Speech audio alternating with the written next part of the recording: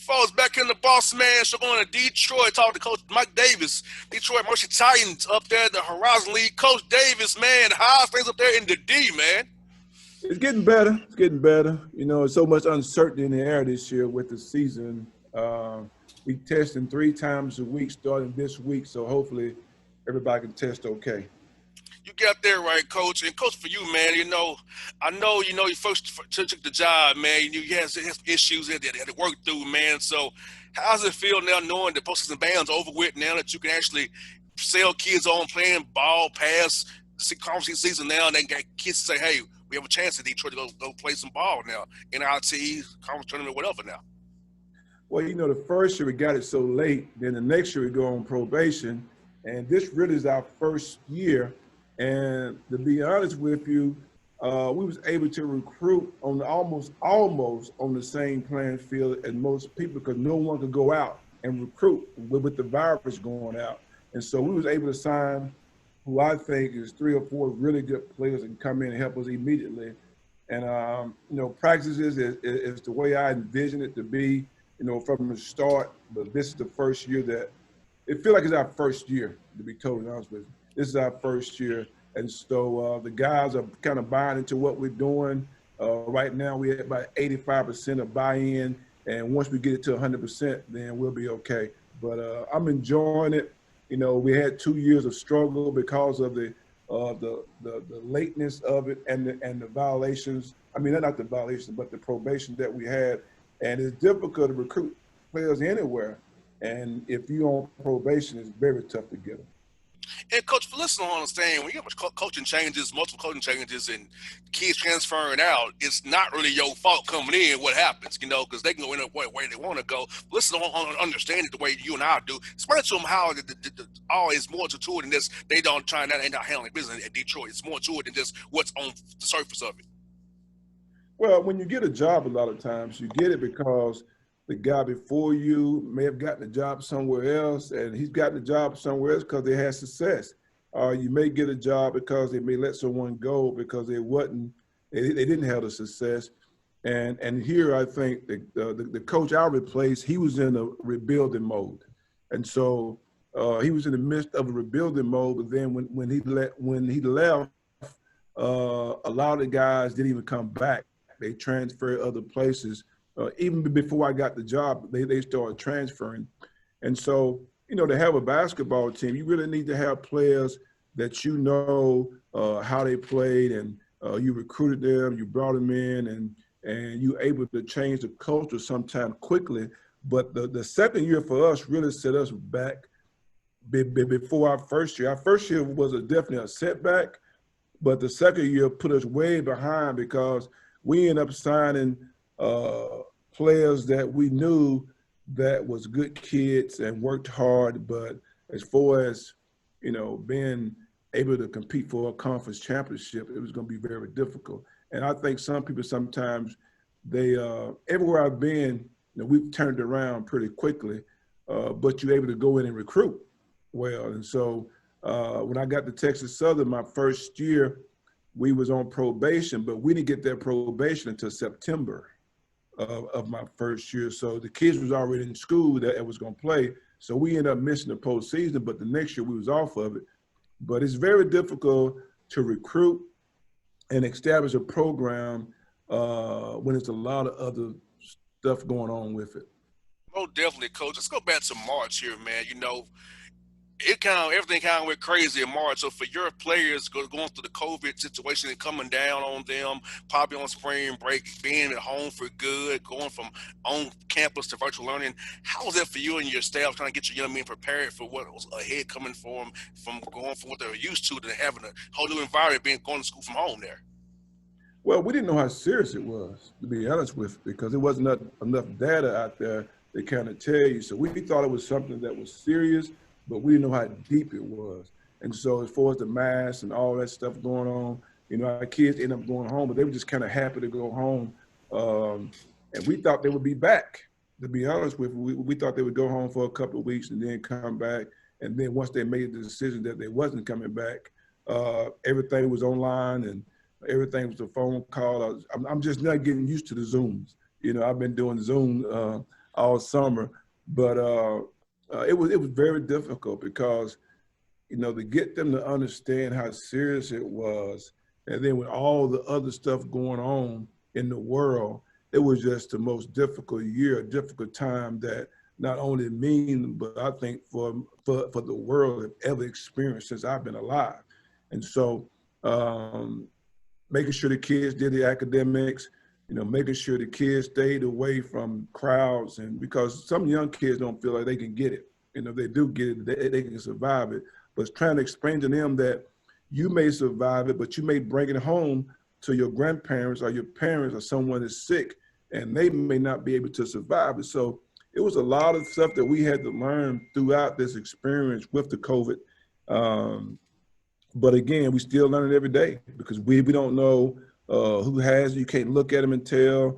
I've always kept my hands washed and clean and all that stuff. Always, I've been like a German phobe for a long, long, long, long, long time.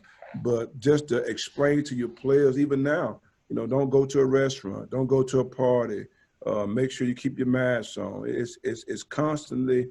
The world has changed. The world has changed, and I'm looking more for the safety of our players in our community than anything.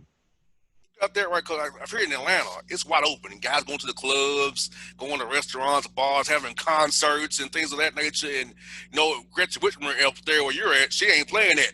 We ain't having that here in Michigan. So how do you square that up with young men who come from different parts of the country with different rules? Like when they get back to you, where they're like, hey, this is what we're gonna do here. Whatever you did at home, we ain't doing it no more. Because I know guys from Atlanta telling their coaches, well, it's open in Georgia, but everywhere else it ain't like it is here. Well, it's all about buying in. You can buy in as a team, you can buy in as a community, you can buy in as a country, and you have to buy into what's going on in this world. To give you a funny, no, it's not a funny story, but it is a funny story. Told our guys about not going out to a restaurant. So I live downtown. So where I park, it's a Buddy's Pizza right where I park. So my oldest son and I, he ride me every day. We get out the car, I'm walking to my apartment, and he sees three of our players sitting in the Buddies. After I just told them not to go out, and eat. And so got on the phone real quick, hit them up on, and of course they said, well, we weren't gonna eat, we just in there ordering Buddies. You don't need to be inside of any restaurant, ordering anything, and so it needs to be a carry out. But just to show you how, what you say sometimes really goes in one ear and out the other, because they're going to do what they want to do, and you have to buy into everything because it's about 25 programs right now shut down through the virus. Most definitely. Yep. And I talked to a coach who won it, and Kevin Baggett Ryder. He has to talk to him about it. Like, you can't do nothing. He's not going to play his game next week because his guy's been on quarantine. So you got to worry about that. He's shutting down 14 days, expecting the guy to come out and play. And I don't know how far you are, but he can't install his offenses. He's got basic stuff in. He can't really install stuff because of the quarantine. So how are you trying to tell your young men, hey, one slip up could be us not playing for 4 games potentially, and so that's so serious. Like, coach, anything you do could harm the team and yourself. Well, some programs have been able to practice even in the summertime, but we couldn't do anything. Even when school started, we couldn't do anything as a team. They only go in there like 2 at a time and shoot. You have to wear the mask, and you have to be separated all over the court, and so. We were so far behind from that standpoint. And so this is my opinion. I thought that since everybody's going home for Thanksgiving and not coming back, I thought we should have moved the season back to December. So now you give it Thanksgiving weekend, you give it from Thanksgiving weekend a week and a half or 10 or 12 days after that to start the season, because now you're not tempted to go to parties. You're not around anyone but the basketball team on your campus. And some schools have football, but the football and basketball have totally different areas that they go to. The football stage, the football locker room, and all that stuff is totally different from the basketball. But when you have basketball in the basketball arena, you're going to have soccer, all the people coming throughout your gym and everything. So they should have moved everything back until December, because there's really no timetable to get it in when you think about it, because, yeah, it's March Madness, But like Rick Pitino said, it could be May Madness. It could, Most definitely. it could be moved back until school is out. This is different times. So now you got 25 teams. Like you said, they can't even practice. So if you can't practice for 14 days, two whole weeks, how are you going to be able to come out and perform? You So asking for a knee, a hamstring, a groin, an ankle. You asking for it. yep, you asked him. You're right. You're right. You're definitely right. You're definitely right. And that's not going into the. There's no need to rush this deal when you're going to have everybody gone on Thanksgiving. And when you say everybody going on Thanksgiving is on a Thursday. So everywhere I've ever been, no one ought to have to go to school on Monday and Tuesday of Thanksgiving. They gone. Yep. They gone. The weekend before Thanksgiving, everybody's going home. So now, if you just planted December the 5th or December the 6th, the first game, now those teams right now that is in quarantine, they wouldn't be in quarantine. I mean, even if they was in quarantine, they'll still be okay. It started in December, and they wouldn't miss any games. Exactly, and for guys like you in the Horizon League, you have to raise money for the non-revenue sports, and so and coach, I've seen some of these contracts that the Power Five are throwing out there, these COVID clauses. If you have fans, this number. If you don't have fans, this number. So it's not really worth your while to do it. So you're already putting guys like yourself in a bind because you have to raise money for the non-revenue sports. So I just feel for you guys, coach, because these guys who are thinking about money and thinking about the guys like yourself who are the have-nots per se, and versus the haves of the Power Five conferences. Well, I gave back personally $200,000 of my money back to the program so my coaches could be paid. We have a couple of coaches that are paid through a certain fund, and so I put that money in that fund for them to be able to get paid. And at this point, I don't want to play in front of any fan, because they don't have enough data to say how you can and can't get it. If it's 5 people in the stadium and they cheering, you don't know how far it's going to travel. Definitely. You don't know. So why take a chance of playing in front of fans? But this year, and so we got to go play in an event. I just found out yesterday that in the Kentucky event, they're giving out 40 tickets to each team, and he got 3,000 fans coming in. That's to me, it's not worth doing it. It's not worth doing it because don't have anybody in there. If you can have NFL games and you have a bubble with nobody in there, then college basketball shouldn't be no different. You got that right. And you got them these old gyms, coach, the ventilation, because the Falcons here play home games with people in the stands, but it's an open roof here at the stadium here. So you have to think about ventilation as well, because some of these gyms ain't ventilated the way you should be. You said cheering and coughing and screaming, emitting particles in the air. So I'm with you, coach. It's not safe because I have asthma. So I know I'm already fearful. I got asthma myself. So, coach, I'm with you. Issue no fans. Safety is safety first. Not trying to just get money any way you can.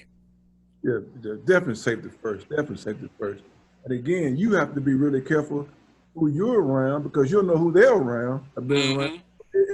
It's a scary time, but we have to respect it. We have to respect it with the utmost respect because this is life or death when it comes to this virus.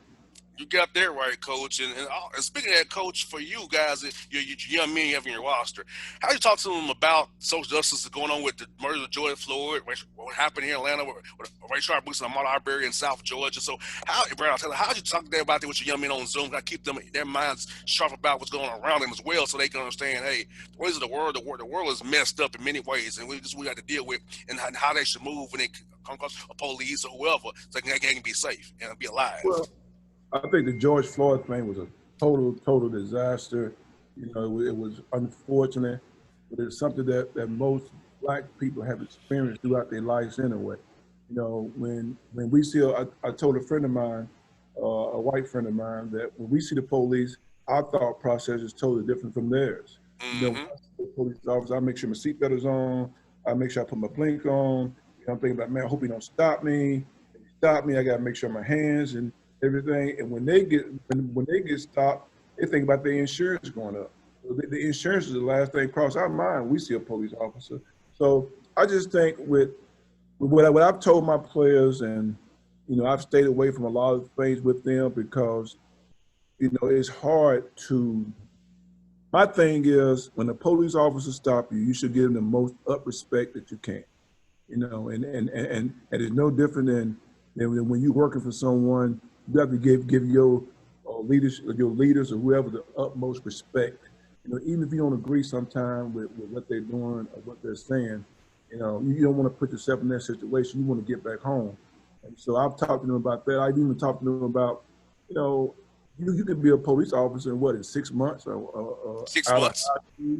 And so we need to change that. It's like I'm coaching players sometimes, and it takes them. They see a year before they truly understand. But what I'm saying about basketball, and they've been in basketball because they've been 7, 8, 9, 10 years old. So most police officers sometimes don't decide to be a police officer until he's in 11th, 12th grade when they say, well, what I'm going to do for a living? Okay, let's be a police officer. So we need to gain way more experience for someone to be a police officer than just to give you 6 months out. Because 6 months out, it's hard to do anything 6 months out and be really good at it. And being a police officer is one of the most dangerous jobs that you can do because you don't know who you're coming across. You don't know what's on their mind. And I take my hat off to a lot of police officers because some of the things that they do in the neighborhood, they got to go in situations that they have to face. I know I couldn't do it, and so we have to respect each other on both sides, knowing that their mindset is a little different than other people's mindset. It's kind of like being a football player. Being a football player, if you are physical, you got to be physical. I don't care if Yes, you are sir. whatever. Your mindset is sometimes it's totally different from, let's say, a baseball player, a basketball player. Even though basketball is a physical sport, man, every play you see football, somebody pushing and shoving each other. Like like almost every possession. And so the police officer mindset is different from anyone because they're walking into danger all the time. Even when they pull the car over, it's dangerous. You got that right, coach. You speaking to the choir because for me, I play football, so my mind says do your job. But I tell my staff, do your job. You worry about your role. I worry about this role over here. So even in my mid-30s, in my mindset, still training that football where you do your job. You don't worry about the next man. You do what you got to do for the show. I'll take care of everything else. So even now, that's still in my mind in my mid-30s. Yeah. But because it's been there. If you wasn't like that, then you wouldn't be able to play football because the left tackle, the left guard, everybody got an assignment. You may have to block the linebacker. That may be your responsibility. So you can't be worried about the defensive back. You worry about the linebacker or the tight end or whatever it may be. So, you have to be able to buy in and understand the mindset of the situation that you're in to be able to handle it. Yeah, and I feel like that's helped me a lot of my career in radio, and just because I worry about what I can control the controllables, and I can't worry about and I can't control because I play wide receiver coach, so I never knew when the ball coming my direction. I could be open. Who knew the ball come my way or not? I don't know. I gotta be ready when it comes my way, right? Read man, a zone or a crack block or whatever. So like you said, I'm that do your job person. I don't worry about what the next man got going on. I worry about JR's show. I don't worry about the next man's show or who doing what. I'm gonna do what I gotta do over here. You know what I'm saying? Exactly. You have to make sure that you run your route and not somebody else's route. You got that right. Yes, indeed. And then coach told us about this, man. Detroit showed up in the election, man. A lot of guys in Detroit showed up and showed out, man. A lot of people up there, man, in Wayne County there, man. So talk about that, man, and getting players registered to vote and getting them engaged, so specifically engaged the way they were this year up there in the D. Well, I told our guys, it's up to them who they want to vote for, how they want to vote. It's to me, it's more of secrecy. If you talk about politics and religion, it takes a really strong person. It takes a really strong person to have different views politically and religiously to be still on the same page when it's all over with. I give an example. My most disappointed thing is just like a lot of black people now going on air saying, how could you vote for Trump? If you win that booth, you vote for Trump, I can't respect you. But you're never going to agree on everything. You're never going to agree on everything. So how can I disrespect you for doing something that you believe in, and now I can't support you anymore? That's to me, That's not good because we're trying to get black people to move forward and move ahead. And now we even back to being divided on things. If I voted for Biden, if I voted for Trump, then we still, once this thing is over, we still got to come back together and understand what we need to do to be successful as a race. And so when I hear black leaders say that, how can you do this? I'm like, come on, we shouldn't be divided just because my views are different from yours. Let's come together. And so I saw one article where it said, don't support all the celebrities that went for Trump. How can we not support each other? No matter who you went for, how can we not support each other? They had their reasons. Everybody had their reasons for doing what they want to do. And my thing to my basketball team, that I told them, I'm never going to tell you what to do. I'm never going to tell you how to go, because now we're a team. And now once you get all that stuff going, that's going to divide you as a team. And we're never going to be a team. You see what I'm saying? So we never going to be a team. And just because where you from is different from where I'm from, I have to explain to you who I am, where I'm from. But now you have to try to understand me like I'm trying to understand you, and never going to hold that against you. And right now we're holding against each other for whoever went the other way that they didn't agree on them going with. And that's no better than the situation that we was in, because now we speaking hatred amongst each other, and now we should be coming together more than ever. That's what I told them about. Talk about my selection coaches, that intra-racism that we have between light and black people, light and dark, or where it's country versus rural or urban. So even in the Latino community, you got that monolithic thing that I know. They're all different, because I'm Dominican and black. So I understand about, hey, I'm from the Caribbean. I said, brother, we all came from Africa. I just got dropped off in the Caribbean. My people did.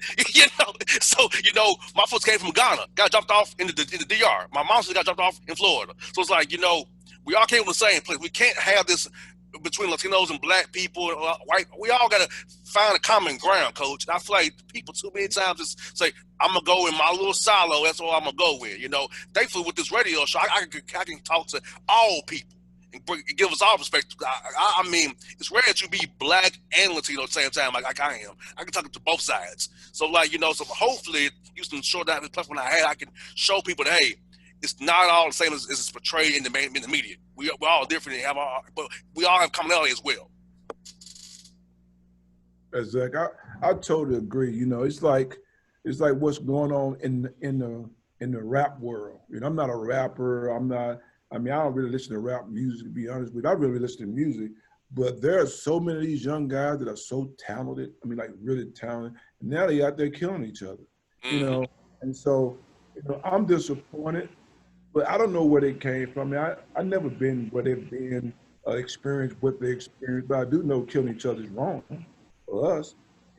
I do know when a young rapper makes so much money that he's able to take care of his family. Man, let's come together and take that to another level. Like a totally different level. Them guys should be getting together, man, and buying something similar to a Costco or Sam's and putting it in their community where their money can. Just their money can stay in the community and help the community. Now it's not a hood anymore. It's not a hood. It's something special, But they can have a version of a Chick-fil-A or a Macy's or whatever, If they come together and understand that the power that they're creating, we can be a different race. It could be another level, but. Again, they battle against each other. They threaten each other, and it's no different than people coming on talking about, "I'm hate you if you voted for Trump. How can you do that?" Instead of saying, "Okay, we got a new president coming every 4 years. New president coming every 4 years." Now we need to find out what they're gonna do for us, what they're gonna do for our community. And now right. We need to figure out. Okay, we got all these boxers and rappers and athletes and all this. What we gonna do for us? What we gonna build? I teach my team, I talk to my team all the time about the stock market, invest in the stock market. What's this, what's that, A couple of my guys got Robin Hood, where they go on and but those are kind of things that we need to generate through our people. If the rappers knew the power that they had, wow, it'd be scary if they knew the power that they had. But we need to be able to Exactly. come together in all walks of life, and I'm experienced enough to understand, man, I can forgive you today, no matter what. I can forgive you and try to move past it if it's for the benefit of of our race. We don't have a code, as a people. We don't have a code. You got that We right. more of a I'm never talking to you again. How can you ever do that? Instead of coming together, sitting down and seeing what's best for us, what's best for our community.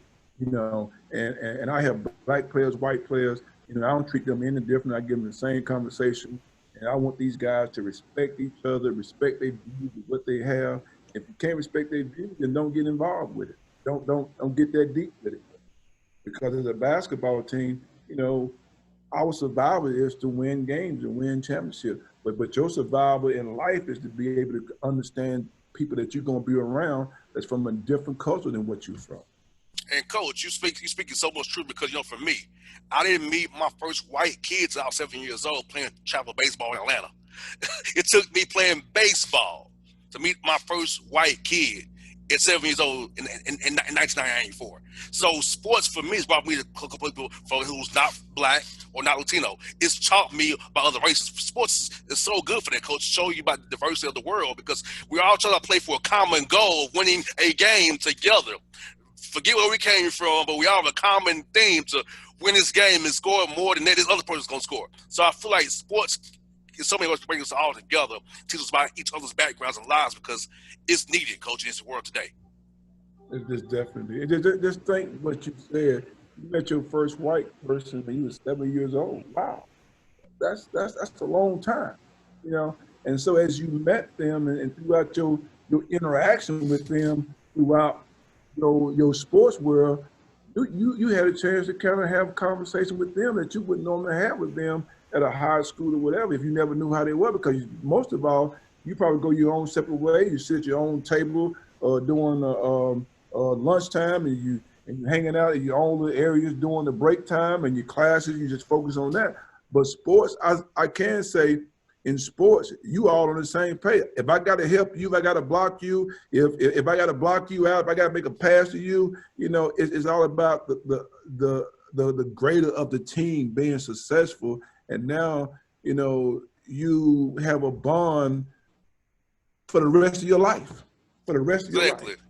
You always know you played with Johnny. You always know that you played with Bill and Bob and Joe. You always know that you played with those guys.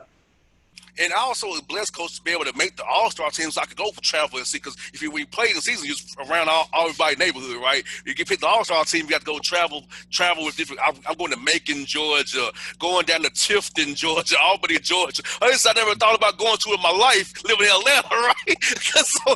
so going to do that, man, playing travel basketball as well. So for me, it was all good. So I was like, it's different, right? Because I ain't never met nobody where I grew up in the hood, where I grew up over by the stadium, Vine City, where I grew up in. So I never saw any people over there beyond what I knew. So football, basketball, baseball, and tennis taught me about different people, different countries, different races. Because for me, it's why now it don't bother me, coach.